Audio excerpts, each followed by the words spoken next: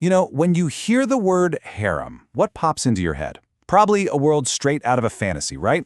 Secretive, full of beautiful women, all living for the pleasure of one powerful man. But what if I told you that entire picture, the one we all have in our heads, is almost completely wrong? So let's just get right to it. Was the Ottoman imperial harem really just a luxurious playground for the Sultan? I mean, that's the popular idea for sure. But the real answer? Not even close. The reality was so much more complicated, so much more dangerous, and way more politically important than any fantasy. Okay, look at this. The difference between the fantasy and the reality is, well, it's night and day. We imagine lounging and seduction. The reality? A rigorous education and brutal, high-stakes politics. A bordello? Nope, think more like a structured, cutthroat university. And powerless concubines? Ha! Try political masterminds in the making. So get this. The official name for the harem was the Abode of Felicity. Sounds lovely, doesn't it? Like a spa retreat? But don't let the name fool you. This wasn't a retreat. This was the absolute nerve center of Ottoman power. Sure, it's where the Sultan lived, but it was also the heart of the dynasty, where one woman's ambition could literally build up or tear down an entire empire. So how did a woman even survive, let alone thrive, in this world? Well, it was a pretty terrifying career path. First, you're captured, enslaved, and then put through this intense training program. If you get noticed, and it was often the Sultan's mother doing the noticing, looking for brains just as much as beauty, your next job is to have a son. But that's just where the real game begins. Because in a winner-take-all system, you had to make sure your son was the winner. And that often meant making sure no one else's son was left standing. Okay, so for hundreds of years, this system worked exactly as designed. It pitted woman against woman in this constant, controlled rivalry. But then, someone came along who looked at the game and decided, you know what? I'm not just going to play, I'm going to change the rules entirely. Her story starts in 1520. She was the daughter of a Ukrainian priest, captured and sold into slavery, an outsider in every way imaginable. In the palace, they called her Harem, which means the laughing one. And believe me, she was about to give the most powerful man on earth, Sultan Suleiman the Magnificent, a lot to smile about. Her rise was just a masterclass, an absolute masterclass.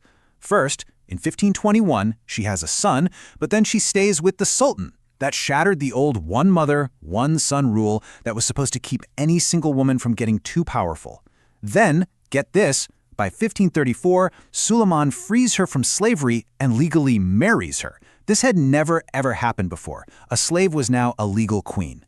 And from that seat of power, you better believe her rivals started dropping like flies, clearing the way for her own sons to take the throne. And you might think this was all just cold, calculated politics, but it wasn't. The bedrock of her power was a real, genuine love that just completely confused everyone at court. I mean, listen to what Suleiman himself wrote about her in his poems, My Everything, the Queen of My Heart's Realm. In his mind, she wasn't just some woman in his harem, she was his partner, his equal.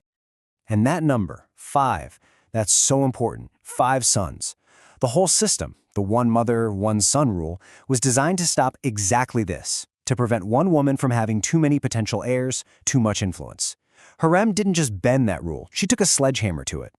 So Harem's story is incredible, but it didn't end with her. What she did was so much bigger. She basically kicked open a door, and for the next 100 years or so, a series of powerful women walked right through it. It was an era historians now call the Sultanate of Women. And in this new Game of Thrones, the ultimate prize was becoming the valid sultan, the queen mother. The moment your son took the throne, you became the most powerful person in the harem, and honestly, often the most powerful person in the entire empire. And we're not just talking about a fancy title here. This was real hands-on power. A queen mother could rule as regent if her son was too young. She could manage a succession crisis, literally hiding the sultan's death until things were stable. She controlled government jobs, wrote letters to other world leaders, and in the most extreme cases, she had the power to decide the fate of her own children and grandchildren to protect the dynasty. I love this quote from Kozum Sultan, who was one of the absolute titans of this era. She's writing to her Grand Vizier, her top government official, and says, "How many times have I asked myself, I wonder if he's getting sick of me, but what else can we do?" That's amazing. It's so real. It's the kind of thing a modern CEO would say. It shows she was in the weeds, managing things day to day. So you might be wondering, why now? Why did these women become so powerful at this specific time? Well, a huge reason was a massive change in how they dealt with succession. The old way was, frankly, barbaric.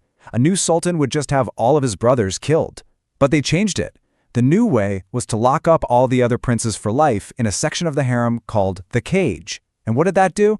It created a generation of sultans who grew up with zero experience of the outside world, making them totally dependent on the one person they'd known their whole lives, their mother. And the woman who absolutely perfected this new system, that was Kesem Sultan. She was a political genius. She ruled as regent for her son. But when that son grew up to be dangerously unstable, she made an unthinkable choice.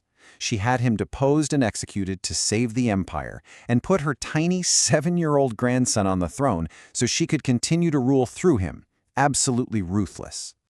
But as you can imagine, this whole period of powerful women running the show has always been, well, controversial. So what's the verdict? Were these women brilliant politicians who saved the empire time and time again? Or were they just corrupt, self-serving schemers who ultimately led it to ruin? For a long time, the story you'd hear, mostly from men who were writing at the time, was that these were just meddling women who stole power, that all their intrigue caused the empire to decline. But now, historians are looking at it differently. They're saying, hold on a second. These women were stepping into a power vacuum. They weren't causing the problems, they were trying to solve them, playing the exact same deadly game the men had always played. And this really gets at a classic double standard, doesn't it? When a male sultan gets rid of a rival, we call it strong leadership or decisive action. But when a woman from the harem does the exact same thing, it gets called scheming or manipulation. So that leaves us with one last question to chew on. What if we've been telling this story all wrong? What if these women weren't villains? What if they weren't a symptom of the empire's problems? What if they were just better at playing the game than anyone else?